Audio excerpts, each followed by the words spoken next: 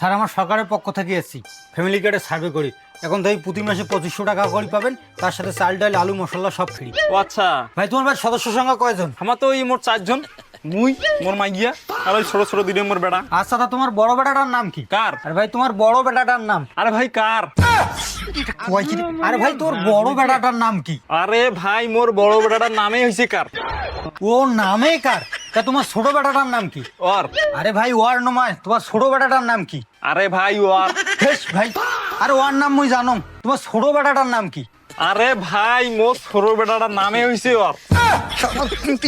তা তোমার মাইয়ের নামটা কোন? জানি না।